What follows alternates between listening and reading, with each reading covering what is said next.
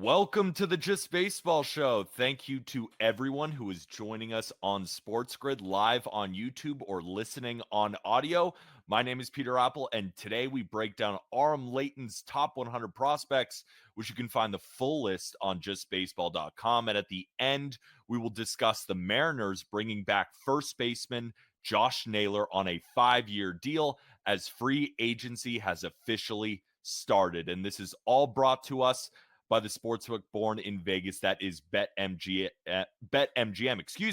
And today, it's specifically geared towards the people of Missouri, as BetMGM is officially live. Get up to $1,500 paid back in bonus bets if you don't win, plus another $100 in bonus bets if you deposit before December 1st using promo code JUSTBaseball. Sign up for BetMGM Sports during the pre-registration period, and you will receive $100 in bonus bets on the first day BetMGM Sports goes live in Missouri, plus the first bet offer $1,500 acquisition program. Absolute no-brainer. If you're interested, just remember to use code JustBaseball to unlock all of these special offers. Aram, can't wait. So excited to get into this list. Let's talk about the biggest risers from the previous update. And we got to start with one of the biggest, Nolan McLean, pitcher for the New York Mets, who came onto the scene, burst onto the scene, and was immediately one of the better pitchers in the National League. Yeah. And now he's all the way up from 42 to the number 3 spot in the top 100. Nolan McLean, let's hear it. Oh man, I mean, and you're going to see a theme here through the biggest risers. It's big league success, and of course that's where you recalibrate. But you also don't want to overvalue big league success, right? So you don't want to say, oh, he had 3-4 good starts, so now I'm going to override everything that I believed about him as a prospect. But Nolan McLean's a really unique situation because he is a guy that you didn't get to see throw a ton in college. You didn't get to see him throw a ton in the minor leagues, right? In 2024, he was still a two-way player. He didn't fully stop hitting until about midway through the season. So with Tommy John in college and in limited innings, and then still doing a little bit of the two-way thing, it really felt like 2025 was a year where McLean finally had a full offseason just focusing as a pitcher, finally had the opportunity to build up innings wise, and they just continue to throw more and learn. And you saw this final form of him in the big leagues where he was trending up to that. And then it just really all seemed to come together for him at the highest level. And you mentioned, he was absolutely dominant. It was a 2.06 ERA in 48 innings, and he struck out 57 and walked just 16. It's the assortment of pitches too. I think when he can get you with 2 different fastballs, he can throw as nasty of a sweeper as you're going to find. I know that the numbers against it weren't very good for him. I think it's going to be really good overall. It's ridiculous how he can spin it. And then he's got a cutter. He's got a curveball. He's got a splitter. He can attack you so many different ways and get you out in so many different ways that I think McLean looks like a really special arm who, even though he's already 24, his pitching age to me is like 20. And I think he's continuing to get better and better and better as we see him throw more. And next up on the biggest risers is Trey Savage of the Toronto Blue Jays. And you talk about balancing regular season success while projecting 5-6 years into the future. How do you balance while adding his incredible postseason success? Because we've already seen it with a top prospect in the 2023 World Series with Evan Carter. If we just took that and said, he's the top prospect in baseball, look at him now.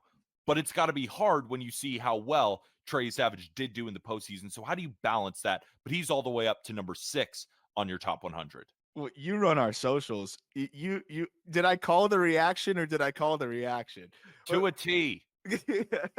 What do you mean? Did you not watch the World Series? Yes, I did. That's why he's 7 or 6 now. Excuse me. You're evaluating, as you alluded to, Peter, you're evaluating for the next 6 years. And what is it going to look like for the next 6 years? Now, Savage, I think what he showed in the playoffs is that his release is extremely unique. We knew that already, though. If you look at the preseason write-up, that was something I always thought made him really, really high floor type of an arm, but also just unique in general. But I think what we saw on the big stage was that maybe he's not as easy to game plan for as some may have thought. Like, oh, okay, well, it's fastball splitter and it's a really high release. Just try to bring him up. The Dodgers couldn't do that. And that backup slider that he has, I think, was another reason why. So I think we saw that, one, the intangibles, in the playoffs. Clearly, he's able to handle the big moment. Clearly, he's not really fazed by that. Also, you're able to see him kind of turn the lineup over, change his looks a little bit, and then you just realize how much of an outlier look he's giving you. But at the same time, like, you can't just look at one start and say, oh, well, now I think the next 6 years are going to be different than what I thought they were going to be. And I think that's important too. Like, it was a really good postseason. There was the one World Series start that really, really catapulted him. It was a 3.58 ERA over 6 games. Really, really good. 36% strikeout rate. It was an amazing postseason. But I don't think you can just totally override your priors on a guy and say, oh, well, he should be the number one prospect. I think if Connor Griffin was offered for Trey Savage, and we're going to get to the top 10, I'd imagine, maybe it's where the Blue Jays are at. Maybe they don't do it, but I'd imagine that almost every single team saying yes to that. They're taking Connor Griffin in 2 seconds. I think you saw the floor really solidified with Savage, and there's a little bit more to dream on if he can add a fourth pitch into the equation. But it was really just the performance at the highest level solidified the floor, but I don't think it changed the ceiling that much. And I think that's why he's still not in the top 5. Yeah, that makes sense. It's going to make Blue Jays fans a little bit upset, but at the end of the day, you didn't rank him 40th. You ranked him 6th. He's the second best pitcher in your top 100. So you clearly love what you saw. It's just about balancing that going into the future. And I'm sure you would agree that Nolan McLean might have a higher ceiling than Trey Savage and maybe a similar floor. That's the thing. It's the only difference between McLean and Savage is that McLean just didn't get the chance to do it. So, like, are we going to dock him for that? When he did make his 8 starts in the big leagues, he was really damn good. And what would he have done in this World Series if he got an opportunity? He didn't get to. I don't take too much from a couple starts. It's just too difficult. And next up on the biggest risers, and this was a big jump from number 52 in the last update to number 12, Aiden Miller of the Philadelphia Phillies. Because I think when you think top Phillies prospects, your mind immediately goes to Andrew Painter. But this is another guy who has emerged as one of the best prospects in baseball. Why? One of the few that didn't have big league success to catapult him, but he had incredible upper level success. It was a really rough start to the year for him. And I think a big focus for Miller was the defensive side of things at shortstop. And he has progressed so well there to where he went from a guy that I thought, may slide over to third to now looks like an above average defender at shortstop. But through the first 60 games of the season, Double-A mostly, he had a 703 OPS. Then pretty much the rest of the way, 56 game sample, he hit 300 with a 953 OPS, started to slug way more. The defense continued to get better. He became much more of a factor on the base paths. Like, it was every aspect of his game improved. And he was 20 years old, Aiden Miller was at the start of the season. The thing that stands out the most to me is you can't beat him with velocity. From July 1st onward, Miller hit over 400 with an 1170 OPS against fastballs. And fastballs 93 plus, he had a 1277 OPS in that span. And that's like an 80 plate appearance sample. So he really geared himself up to be able to handle velocity. His swing decisions are elite. It was like an 18% chase rate. He needs to improve a little bit more, against breaking balls, but the swing decisions are so good. Like, that's the last little piece. But when you're defending, you're playing phenomenal defense. You're not missing heaters, and you're rarely chasing breaking balls. I think that's a really high floor. And I don't know what the shortstop plan is, 3 or 4 years down the line from now. But I think he's proven, Aiden Miller, that you can just stick him at third right now and be a really good player for you as soon as, the early going of this coming season. We got about 40 seconds left. Do you think that Aiden Miller could be the Phillies' third baseman as soon as the start of next year if they move off Alec Boehm? I think they have a lot of guys they need to pay. And Miller, I think, can bring a lot of things that Boehm hasn't to the table. I think a better glove, more speed. Maybe the bat doesn't quite make an impact as quickly because there's growing pains. But ultimately, I think he's worth the shot in doing that because of the defense, the speed. And if the bat does come along, he gives you a higher ceiling than what you got with Boehm as well. So we got a lot more risers to talk about from Aram's top 100 prospects list. We will continue next here on the Just Baseball Show right after this. And the amazing thing you're going to say about Tom Izzo for the jump is, Tom Izzo don't duck anybody. You want to hear who they have to play preseason? Kentucky, Duke, UNC, and Arkansas. This is not the Jimmy Boeheim Don't Leave New York Carrier Dome Classic. This guy plays people. College basketball today, only on SportsGrid. Another sport like the NBA, which is dealing with its own, scandals, so to speak, and its own headlines with the FBI and what else comes, because this is the same FBI team that also brought the NBA scandals to light. So I'd have to imagine they're working on some other stuff as well right now, and the timing is definitely not a coincidence, but definitely some very significant news in the gambling world that now you're not going to be able to bet more than $200 on a specific pitch market. Newswire, only on SportsGrid. Where are the wins coming from? And yes, I agree. Are they good enough to win those games? Yeah, of course they are, right? But the reality of this team is not very good this year in one-score games. They're not. That was their bread and butter a year ago. Like every win last year, one-score game, the Chiefs found a way to win it. The Craig Carton Show, only on SportsGrid. You need Justin Jefferson on that wall in the playoffs. Like, you got to go get him. He is still the man. I understand the JJ week last. Like, I get it. It was ugly. There were a lot of spots where, where's he throwing that ball to? What's he doing? It'll be fine. Justin Jefferson's far too talented, and McCarthy will continue to figure it out. But it's the target volume you want. He gets double-digit targets every week. He is arguably the best wide receiver in the NFL. Fantasy sports today, only on SportsGrid. All right, let's continue with biggest risers here. Next up on the list, and I saw the opening Rookie of the Year odds on BetMGM, and Carter Jensen is not getting enough respect. This guy pillages baseball. When we were in Atlanta watching the Futures game, watching this guy hit batting practice, he was hitting the ball as far and as loud as any player there, but he doesn't have the same stature. No. And Royals fans, they're used to 40 home runs from Salvador Perez at their catching position. And while he might not be 40 home runs, he certainly has the power to do so. But it seems like there's some good plate discipline here with Carter Jensen as well. And that was the big wrinkle. I think that's really progressed nicely with him. And I'm glad you mentioned that, because there was swing and miss concern and just strikeouts concern in general. And I think you saw that the plate discipline improved drastically, especially against spin this year, where he was just rarely chasing against spin and usually quality spin. I think it was like a 15% chase rate against breaking balls.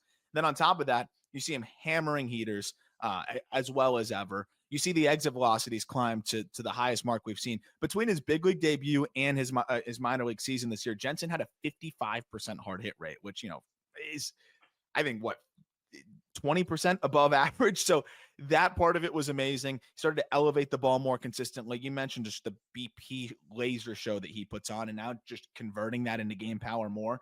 I always had some questions about the defense, and now, I think there's still some questions about how impactful of a defender he's going to be behind the dish, but that he's going to be a guy that can get by at least behind the dish and be, I think, pretty close to average, which is fine. And he's 22 and athletic, so there's room for more, but at least looks like someone that you don't have to worry about moving off the position there. And then you started to see that power really start to shine through at the big league level, though. He had a home run 113 miles per hour, 480 feet, I think in Sacramento. You started to see a lot of 110 plus EVs. And he started to hit lefties better as well. So if Jensen has all those things going for him, I think, as you alluded to, he's one of the dark horses for Rookie of the Year. I think it's some of the, as I've always said with him, some of the most underrated raw power in baseball. It's 70 grade raw power just about. And now that the other complementary skills are all coming along really well. And it's funny, we look at guys like Nolan McLean or Trey Savage, and their cup of coffee in Major League Baseball was fantastic. Carter Jensen had the same. It's just the Royals were not in playoff contention. He put up a 159 WRC plus through his first 20-ish games for the Royals, meaning he was 59% better than a league average hitter. So if he could be a league average defender at catcher, we're looking at potentially one of the better young catchers in the game. And speaking about young catchers, Joe Mack, one of your favorite prospects in baseball. You've been talking about this guy for a long time. It was probably fun to see him continue to rise up this list, going from 48 to now 26 on the top 100 for the Miami Marlins. It was interesting because the timing of like the last update, Mac was struggling a little bit in AAA. Then really there was a focus on handling pitch shapes a little bit better. Breaking balls were giving him some challenges, and a little bit more of just the preparation and what goes into the swing decisions approach. And he sprinted through the finish line, Mac did, in his final 30 games. Hit an 863 OPS in AAA, 8 homers in that span. And the thing with Mac is he might be the best defensive catcher that you've got in the upper minor leagues right now. So there was one throw I know you saw I put out on Twitter towards the end of the season where he like looked like he was about to throw to third, and then I don't know if it was intentional or like a last second adjustment, and kind of threw flat-footed like almost like a shortstop straight across to second base while his feet were taking him to third, and it was right on the money. And I was like, I don't know if I've ever seen a catcher make a throw like that. And then you had big leaguers, former catchers, quote tweeting and saying, holy crap, I've never seen anybody do this. So I think you look at that, the receiving, the way he defends, he has a chance to be a 70 grade defender. The offensive barrier at that point, if you're that good of a defensive catcher, to be 3+ WAR guy is very low. We look at Patrick Bailey and other guys like that. But Mac has above average to plus power. So yes, I have some concern that the hit tool is going to be below average. But even if he's a 30 grade hitter, if he's walking and he's hitting 20 to 25 home runs with 70 grade defense, that's a catcher that can put up 4 WAR seasons. So that's where I look at Mac and say the defense is already so good. If the hit tool can come along a little bit more, he's in a really good spot. But even as is, if he's a mistake hitter as a left-handed bat with the glove that he has, Mac has a really high floor as at least an average big league catcher. And that'll be huge for a young Marlins rotation because we already know that they have Sandy and Edward at the top, but they continue to bring up other prospects, again, which you can find on your top 100, probably headlined by Thomas White. So you got a core of young pitchers and a catcher who's going to make his money off defense, which will, again, make the starting rotation, the young guys, even better. Another huge jump that I want to talk about, Luis Morales of the no city designation Athletics, 74 to 27. I think when you think A's prospects, you think of Leo DeVries. We'll talk about the top 10. He's well within it. The guy that they acquired in the Mason Miller deal at last year's trade deadline. But Luis Morales becoming one of the best prospects in baseball? Yeah. I mean, a guy I've loved for a long time here. I think we've had him on the top 100 list as long as anybody. And my I guess I had 2 concerns with Morales. It was 1, will he throw enough strikes? 2, what will the fastball shape look like with the big league ball? So typically when guys get to AAA and then the big leagues, that fastball will flatten out a little bit, induce vertical break wise. Like you'll lose a little bit of carry there, and it affects different pitchers differently, just the way that they throw. But I was concerned with Morales because it's more of a velocity over shape thing. He sits in his big league debut in the 10 appearances, he averaged 97.5 with it. So I knew it was going to play, but how well was it going to play? And the shape did get knocked down a little bit, but not as much as, I think you see with some others. And then you saw just the sheer velocity and still just playing really well from there. So that was encouraging. And then you also just have more disciplined hitters, tighter strike zone at the big league level. How is he going to respond to that? 9% walk rate. So, I still think there's some hurdles for him to reach his ceiling, but we're talking about a right-hander here who sits in the upper 90s, who, by the way, was 22 years old last year, has a curveball that flashes plus, a changeup that has looked like a plus pitch through stretches, and even added a little bit of a bridge slider as well. You have that pitch mix, you have the sheer velocity, and now the command is coming along and doing what he did at the big league level in an environment where it was really hard to pitch. Like Luis Severino really struggled with the splits there. And, I think you look at some of the things that he overcame and being able to work around the long ball that just is inevitable in that ballpark.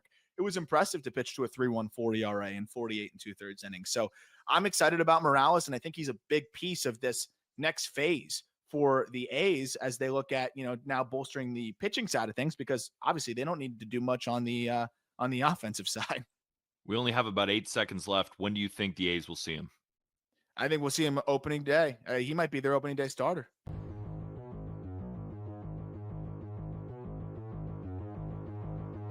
Let's play our game of buy or sell. It has been a season to remember for Drake May.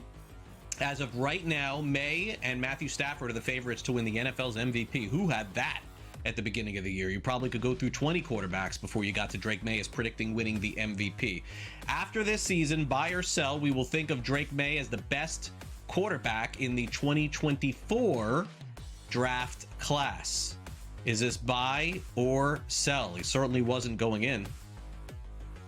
All right, for those who don't know, we're talking May, Caleb Williams, Jaden Daniels, Michael Penix, J.J. McCarthy, Bo Nix. A lot of interest there, right? A lot of interest there as far as those QBs. He's going to be the best. I mean, this is a question I would normally just take the field, right? Because I'll assume that Jaden Daniels has been really good. While he's hurt now. Caleb Williams, he's getting better and better. I'm still not giving up hope on the other three here as far as Penix, McCarthy, and Nix, although I would certainly have May well above them. So I think for me, it's either Daniels, it's either Williams, it's either May. Isn't this recency bias? Last year we would have, it's Daniels. By far, it's Daniels. Now because he's hurt, hasn't had a good year, it's Drake May. I'll sell this just for the sake of it, Craig, here, but I don't necessarily disagree. Yeah, I'm going to sell. I got Jaden Daniels still. I can't go this far with Drake May. Maybe second best, but it's not even about taking the field. We're having recency bias here. Jaden Daniels, to me, will still be awesome. So next year for Daniels goes back ahead of Drake May. Fantasy Sports Today, Friday starting at 3 p.m. only on SportsGrid.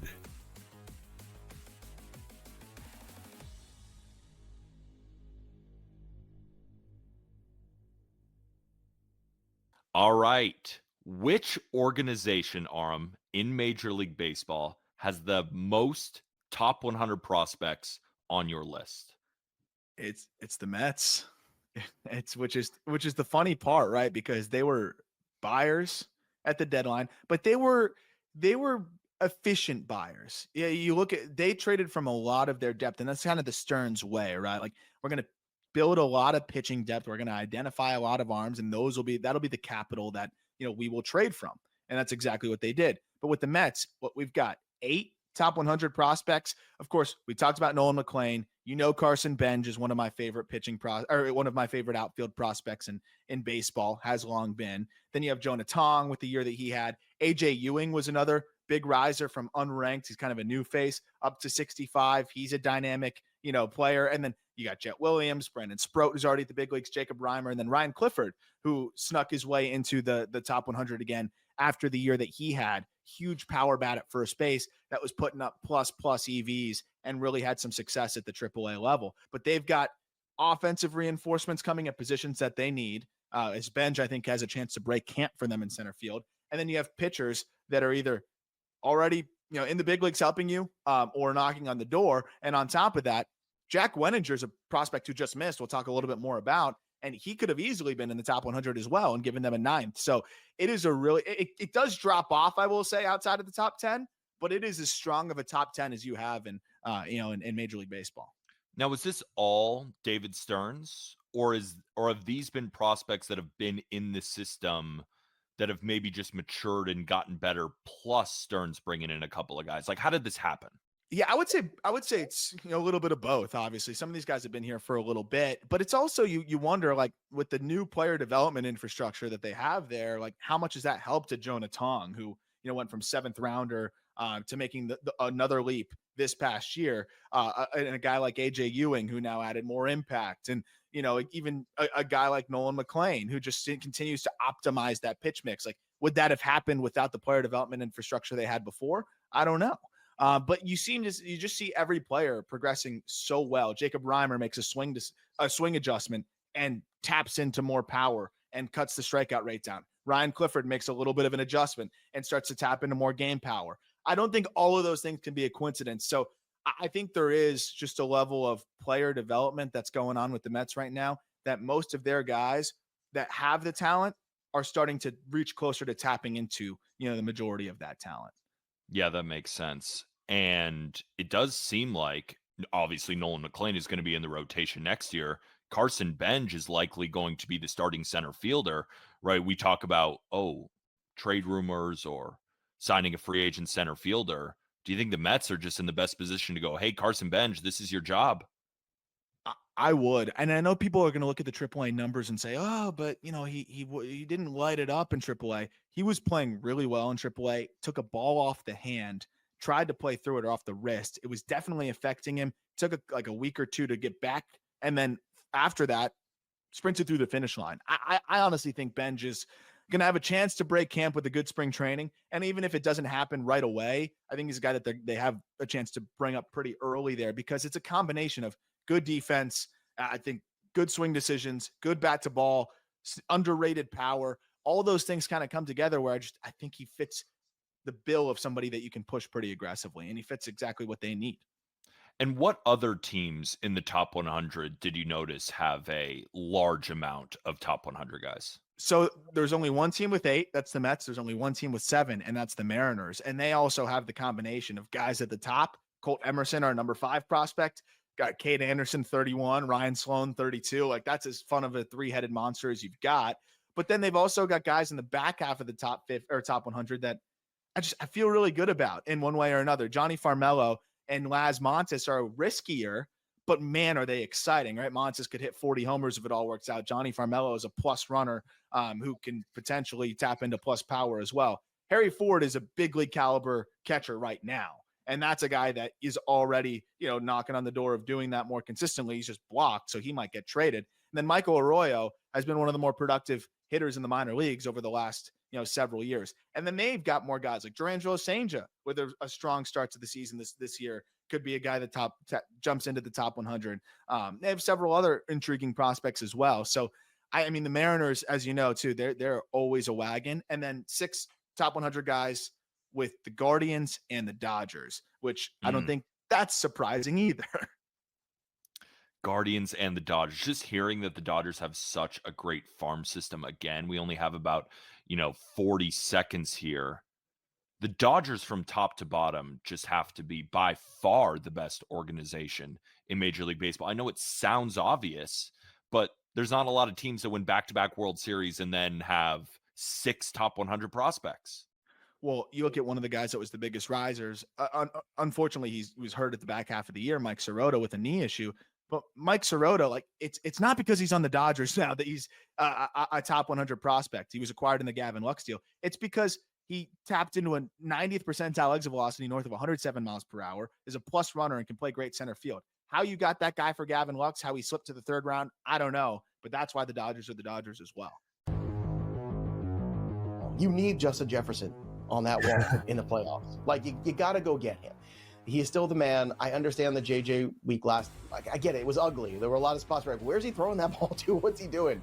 It'll be fine. Justin Jefferson's far too talented, and McCarthy will continue to figure it out. But it's the target volume you want. He gets double-digit targets every week. He is arguably the best wide receiver in the NFL.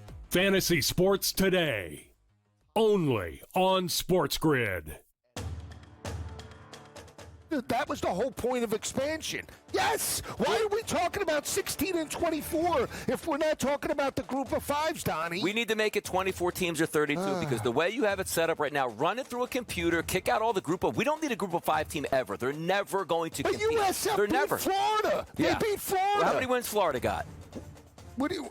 Yeah, exactly. SportsGrid's College Football Today. Players behind the scenes will complain about Hurts's unwillingness to throw through tight windows against zone coverage. I told you Friday, Kevin, that Jalen Hurts takes the path of least resistance. He holds on to the ball. He doesn't like making those tighter throws. Though he loves making deeper throws, which it's interesting. Over 20 yards, he's one of the best in the National Football League. Pro Football Today, only on SportsGrid. Football contest season is back, and so is the Las Vegas Football Contest Show. Season 2, the sharpest football contest show in the land. Focusing on all 3 Circus Sports contests and the Westgate Superbook Super Contest, we handicap the games and release our contest picks every week of the season. Featuring Super Contest champions Brady Cannon, James Salinas, and former NFL player Mike Pritchard, All Team will have you prepared this season like none other. Check us out every weekend right here on SportsGrid. The top 10 prospects in Major League Baseball, again, which you can find on the top 100 list here on justbaseball.com. Aram Leighton is here to break it down. And at number 10, Max Clark of the Detroit Tigers. What makes Max Clark a top 10 prospect in baseball? I think he did just about everything you wanted to see from him last year, right? I mean, he starts to tap into more power. I think it was kind of a secret. I feel like it didn't get enough press. He was popping exit velocities north of 110 miles per hour. The other side is the contact rates got better. His path improved where he started to produce a lot more against breaking balls. And I know that was something that he specifically trained. It was a chase rate south of 20%. The defense continues to come along in center field. It was everything that you wanted to see from Max Clark. And by the way, doing a lot of those things after a promotion up to Double-A as well. So when I look at him in totality, I think the way to push the ceiling up was tapping into more power. And he did that, whether it's a little bit more in the air pull department with the 14 homers and 5 triples, but also the EVs where you've got a 90th percentile of 104.5. And again, to make that improvement power-wise while also improving drastically against breaking balls, I think is really encouraging.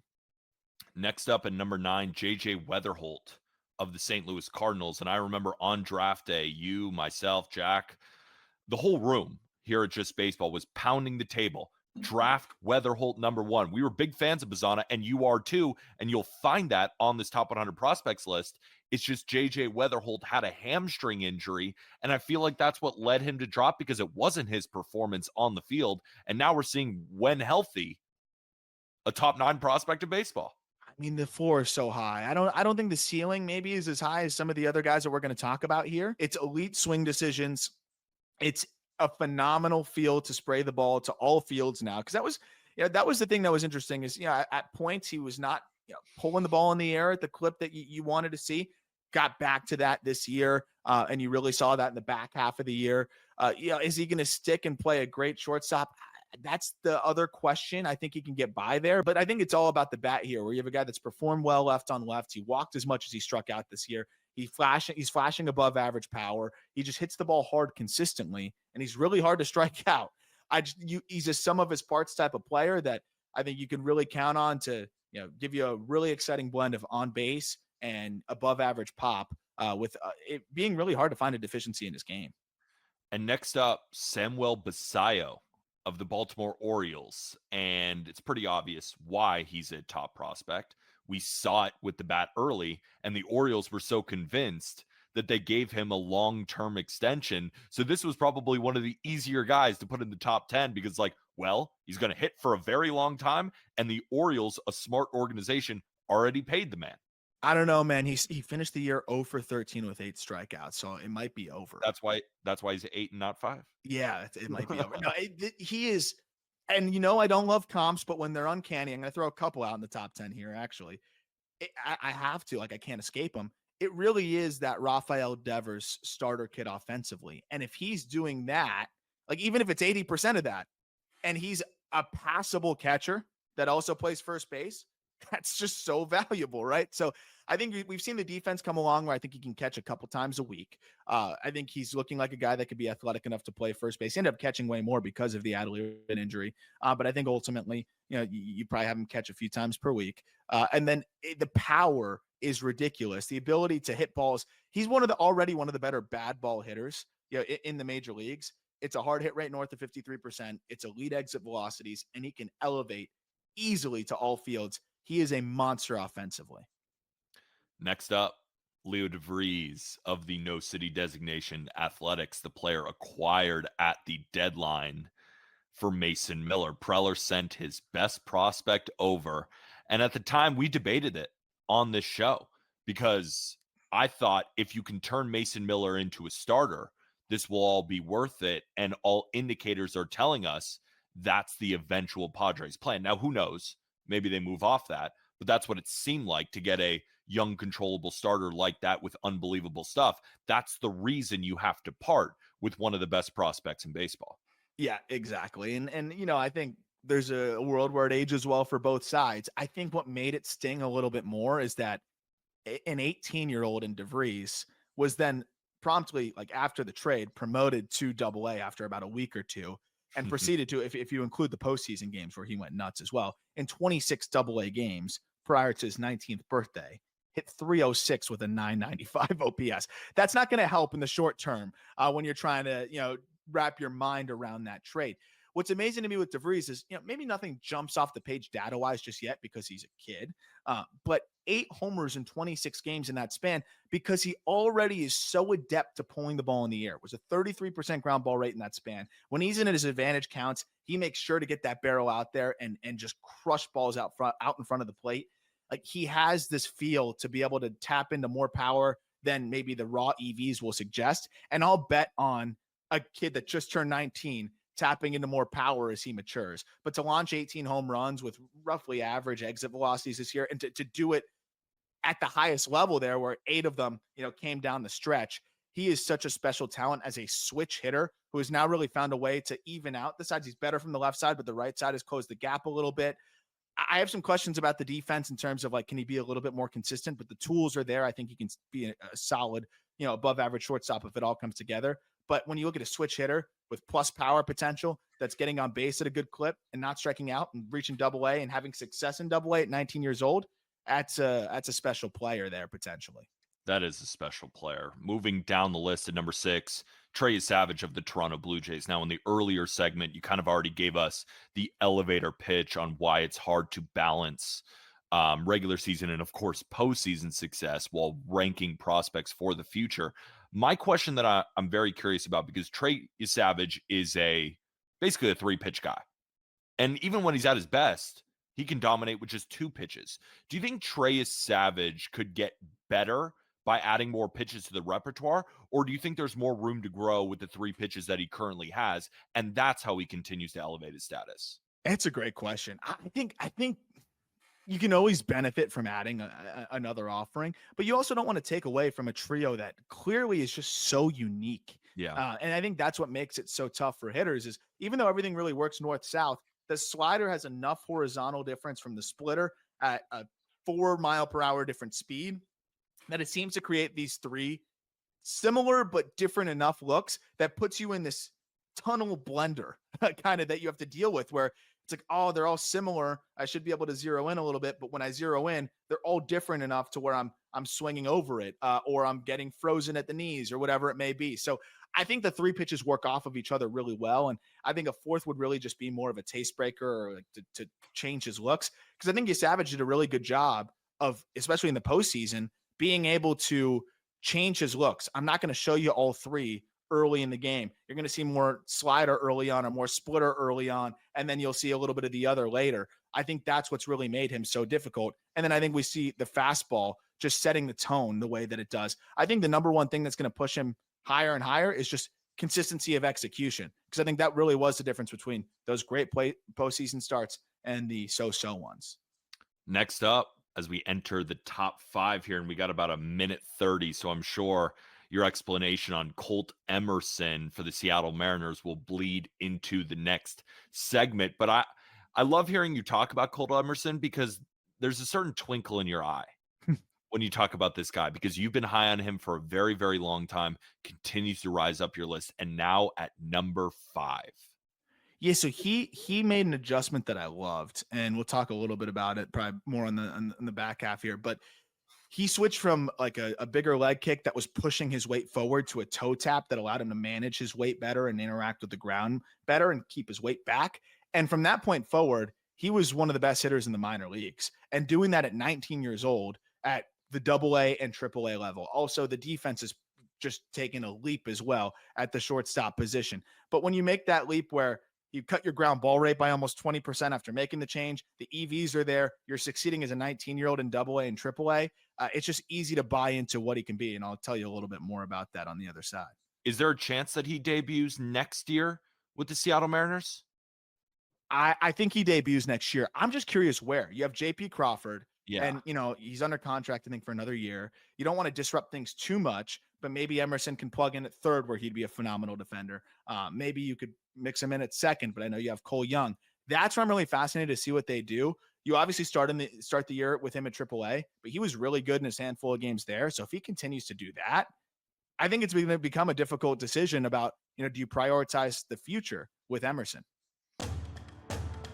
It's almost like betting the stock market. The good part about it is you can take a bet today. In the 2 or 3 days, if you nail that bet, you can be able to cash out, Joe. Like you just hit a heavy stock. Like you go into Sun Microsystems or whatever it's called, and you buy into it. In 3 days, you can sell it for a massive profit. Do you understand these markets, Joe? I do understand the markets. It's amazing how some of the predictive markets seem to have the answers before the test. SportsGrid's College Football Today.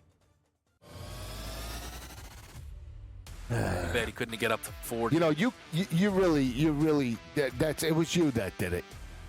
I mean, this Rodriguez should have been the bell cow in the second half. Couldn't even get a touchdown. Like, if he scores, I'm good. You put this Krusky Merritt in. I'm not. It's like you bought something at the dollar store. That's this guy, Krusky Merritt. Pro Football Today, only on SportsGrid.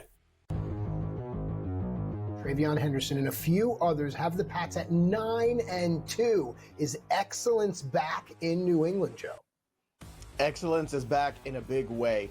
Mike Vrabel came back into town. Drake May has come out of his shell, and Travion Henderson has come out of, I don't know where he was. He was in obscurity, but he had 3 touchdowns on Thursday night. Fantasy Sports Today, only on SportsGrid.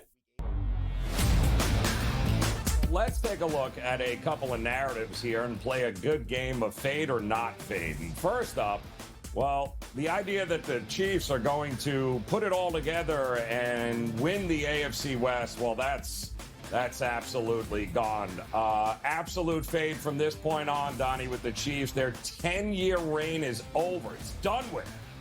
The Early Line, only on SportsGrid. All right, continuing down, you mentioned that big leg kick that Colt Emerson had to really vault himself into one of the better hitters in the minor leagues as well, if you could build off that.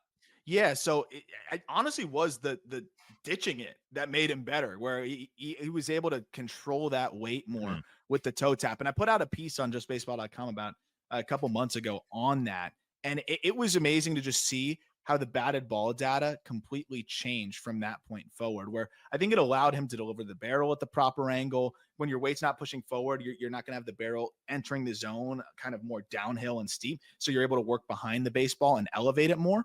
And when you look at his first, I believe it was like 80 games of the season, Emerson was putting the ball on the ground at a 51% clip. The rest of the way, it was a 39% clip. Cut the strikeout rate down, was slugging more. You have that left-handed swing with still more room for power, with a good feel to hit, with a good approach. I just feel so confident that Emerson's going to be an everyday shortstop at the highest level, but he has the potential to be a really good one at that. Moving on to number 4, Jesus Mate of the Milwaukee Brewers, the youngest player in the top 10 at just 18 years old. If I could summarize him in one word, wouldn't it just be freak? Freak. He is the quickest hands I've seen from a prospect in a long time. Like where there's pitches running in onto inside, like up against his body, and he somehow just whips the barrel out. It looks like he's swinging a wiffle ball bat sometimes.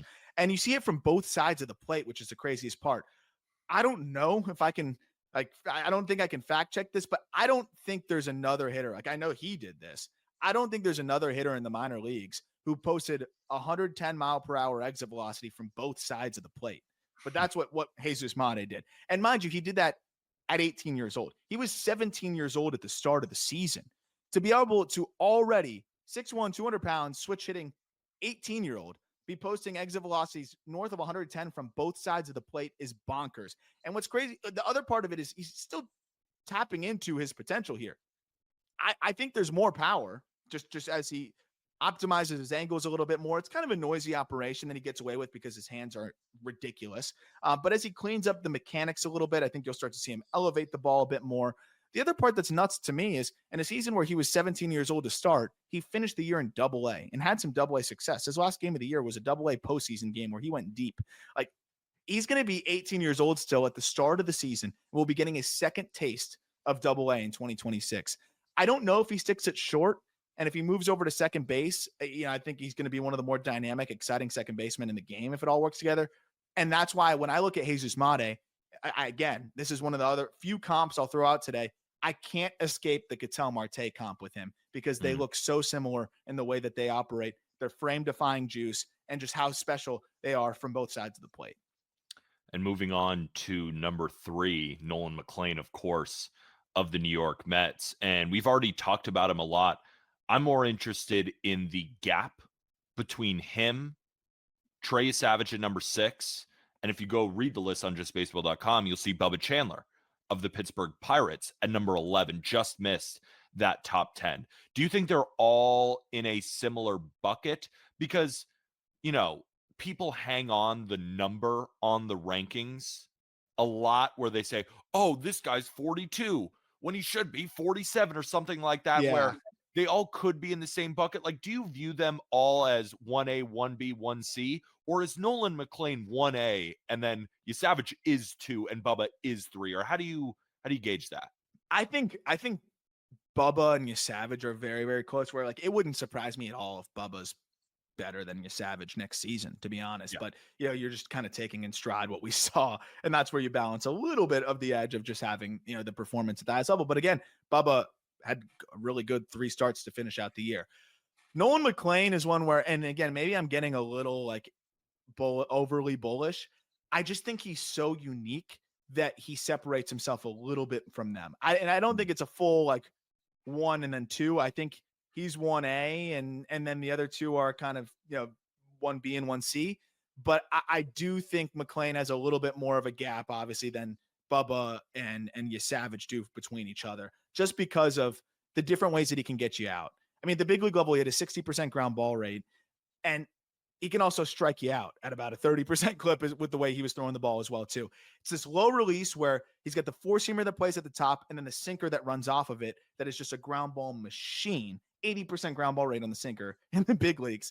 And nobody hit that at any level this year is what really stands out to me as well. So you have that fastball setting the tone, and it's 2 different fastballs. Then you have this wicked feel to spin ridiculous breaking balls, both a curveball that is 2-plane and a sweeper. Then you've got this cutter, this splitter as well. I just don't know how you game plan for a pitcher like Nolan McLean, who's only getting better. And even if you game plan and feel like you're on him, you're still probably going to roll over and hit it into the ground. So I just think there's so many ways for him to succeed that I think he's built for the highest ceiling of all of them.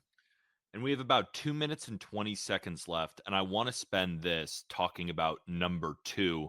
And then number 1 will bleed into the next segment as we talk about Josh Naylor signing with the Seattle Mariners. Kevin McGonigal of the Detroit Tigers. In a previous Just Baseball episode, we were talking about Tigers mock trades. And you said, maybe I would send Max Clark if I was able to bring in Ketel Marte, but Kevin McGonigal is untradeable. Why is Kevin McGonigal untradeable? He's one of the most productive hitters we've seen in the minor leagues in several years, and not even just productive. I would say well-rounded and consistent. This was a stat that I got from our guy Peyton. I just put out on Twitter. But since 2006, because I asked him, I'm like, I don't remember the last time I've seen somebody do what McGonigal has done. Let's try to pull this. Since 2006, only 3 minor leaguers have posted an OPS of at least 850 with 25 homers and a BB to K ratio, strikeout to walk rate, of at least 1.2. Kevin McGonigal, age 18 to 20, with a 163 WRC+. Wander Franco is one of the more prolific minor leaguers we've seen, obviously, and consensus number 1 prospect for multiple years. Age 17 to age 21 had a 155 WRC+. And then Mookie Betts, age 18 to 22, had a 151 WRC+. So McGonigal had the best numbers of all of them, same age range mostly. And if he's going to spend more time in the minor leagues, he's going to continue to push that up. And that's not including his Barry Bonds numbers in the AFL. The blend of hit and power is crazy. And I think people always slept on the power that McGonigal has, where now he's flashing the potential for plus power. If he's doing that with the best bat to ball skills, I think you got really in the minor leagues, or at least just the best pure hitting ability in the minor leagues. The fact that he now looks like he can stick at shortstop, and even if you move him off a shortstop, he's going to play a solid third. They were giving him reps there in the AFL. He has one of the highest launch angles on batted balls 95 plus, which I love. His average launch angle on batted balls 95 plus is 21 degrees this past year, which means anytime he's hitting the ball hard and hitting it the hardest, it's going at optimal angles where he's going to outslug. Number one prospect in baseball, and Josh Naylor to the Mariners next. Another sport like the NBA, which is dealing with its own, scandals, so to speak, and its own headlines with the FBI and what else comes, because this is the same FBI team that also brought the NBA scandals to light. So I'd have to imagine they're working on some other stuff as well right now, and the timing is definitely not a coincidence, but definitely some very significant news in the gambling world that now you're not going to be able to bet more than $200 on a specific pitch market. Newswire, only on SportsGrid. 35 cents, though, for yes on Ohio State. Yeah. I like that, Donnie. I think there's value in that right now because we only got, 3 weeks left to go. Then we'll have conference championships. Yeah, the more they keep winning, and they will win, the more that will increase, and that's a pretty good return on an investment there with Kalshi. The Early Line, only on SportsGrid. Where are the wins coming from? And yes, I agree. Are they good enough to win those games? Yeah, of course they are, right? But the reality of this team is not very good this year in one-score games. They're not. That was their bread and butter a year ago. Like every win last year, one-score game, the Chiefs found a way to win it. The Craig Carton Show, only on SportsGrid. It's almost like betting the stock market. The good part about it is you can take a bet today. In 2 or 3 days, if you nail that bet, you can be able to cash out, Joe. Like you just hit a heavy stock. Like you go into Sun Microsystems or whatever it's called, and you buy into it. In 3 days, you can sell it for a massive profit. Do you understand these markets, Joe? I do understand the markets. It's amazing how some of the predictive markets seem to have the answers before the test. SportsGrid's College Football Today. Didn't mean to cut you off there, my friend, but sorry, I'm really excited to also talk about the number one prospect in baseball, and that is Connor Griffin of the Pittsburgh Pirates. The floor is yours, because I could ask a ton of questions about why this guy is so incredible, but I'll let you take it away. You know how sad it made me to not have Connor Griffin or not have Kevin McGonigal at number one, given how high we've been on him for so long, but I always just boil it down to this. Like, we put out the top 100 midseason update at the end of July. Connor Griffin was number 2. From August 1st onward, Connor Griffin at 19 years old, at AA mostly, hit 351 with a 988 OPS, stole 1 trillion bags, hit 8 homers, and was playing plus defense at shortstop while also mixing in center field where he looks like he could be a good defender. It's just crazy stuff. I was talking to our guys at Bucko Banner, who host the Pirates podcast on our network, and I was like, what do you think the positional split's going to be for him? And he said that Connor had mentioned on the show to them that the Pirates would have him play center field. Like they kind of said, you'll play center field when you're slumping, like just so we can just change it up for you and refresh things. Well, he never slumped. So then they just kind of threw him out into center field just once or twice a week. But you're talking about plus power, and I think he's still tapping into more, even though he hit 21 home runs this year. Plus speed, the ability to play a good center field, cutting down on the strikeout rate as the season progressed. As an 18-year-old, 19-year-old with those tools to strike out from June onward, like sub 20% with an OPS nearly of 1,000, and there's still more power to tap into there. He is that tool set and production at an age that you don't expect it already, that is reminiscent of some of the best prospects we've seen, of the Bobby Witts and guys like that. And that's why you can't deny him as the number one prospect, as a true 5-tool potential star. And that'll do it for the top 10 prospects and our overview of the entire top 100 prospects, again, which you can find on justbaseball.com. And for any prospect heads who want even more, Aram will be answering questions in our Discord. You can find the link to join in our episode description. It's less than the price of a sandwich to join, but also he will be going live on our YouTube at 7 p.m. Eastern tonight to answer more of your questions. Let's move off prospects and talk about Josh Naylor signing with the Seattle Mariners. On Sunday, we got our first Jeff Passan breaking tweet as the Mariners and Josh Naylor, first baseman, agreed to a 5-year deal in the $90 to $100 million range. We don't exactly have the exact dollar amount, but that was about what was reported. Josh Naylor, once acquired by the Mariners, hit .299, .341, .490 with 9 home runs, 33 RBIs, and an .831 OPS. Went 19 for 19 in stolen bases. And in that period, only 2 players posted a .290 batting average and 15 stolen bases from the time he joined the Mariners. Himself and Francisco Lindor. In the playoffs with Seattle, he hit .340 with 3 home runs and 2 stolen bases in 12 games while striking out less than 12% of the time. Aram, it makes sense why every single comment in our comment section when it has anything to do with the Mariners was about re-signing Josh Naylor. Oh my gosh, yeah. Have you seen a more beloved deadline acquisition? Nope. I can't think of one. I mean, and what's sneaky is he's only 28 still too. So 5-year deal, like I feel good about the way that's going to age for him. And he's never been more nimble, right? He's stealing bags now, but I feel like from that length too, you're getting the best years of Naylor, theoretically. He clearly can hit in Seattle, which is always an obstacle. You just never know who's going to be able to hit there and who's not. And I think it's just such a great indicator to the fans. You now have Cal Riley on one of the most team-friendly deals in Major League Baseball.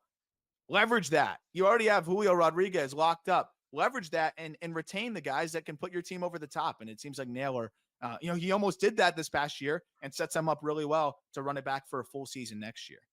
Mariners fans can rest easy. You could take a big sigh of relief. We all saw you. It was one of those things where 29 other fan bases were like, don't worry, Mariners fans. We won't take Josh Naylor away from you. And the Mariners lock him down. Thank you to everybody joining us here on the Just Baseball Show, whether that be on SportsGrid, live on YouTube, or wherever you get your podcasts. And again, thank you to everybody who has been joining us throughout the offseason. Make sure to make the Just Baseball Show your first listen when it comes to the offseason. And of course, we'll be rocketing away during the regular season. We only have about 40 seconds left here, Aram. Any parting words of the top 100 before we say goodbye? Yeah, well, we'll be breaking it all down on the call up as well, like some in more depth in terms of the guys that rose, fell, some of the tougher decisions, all that good stuff. But obviously talking about that in the Discord also. So very pumped about that. And then I know when I'm thinking about the Mariners, I'm looking at their roster and I'm like, man, and then you get Emerson up there too to potentially play third. He gives you an offensive jolt. I'm excited to see what they do and if they add anybody else, but also excited to see what they do with Harry Ford. Absolutely. So we'll be back, of course, to we'll keep talking about the top 100, but make sure to go check out the Call Up podcast to hear more. And with that, thank you, everybody. Detroit's going to be a top 6 team in the East, and they're going to be extremely dangerous. And it may be fun to watching that Central Division between Detroit and Cleveland. Kind of makes you think back to the old early 2000s with LeBron and obviously the Chauncey Billups-led Detroit team. But Detroit basketball is back. Pro basketball today, only on SportsGrid. When I think of the European Tour, these are the players I'm thinking of, right? So I understand why that they would be so frustrated by all this, but they also know that there are rules in place that from a competitive standpoint, that if you're a member of this tour, like you can't go join a rival tour. Like there's rules in place, just like in any other business. The Smiley Show, only on SportsGrid.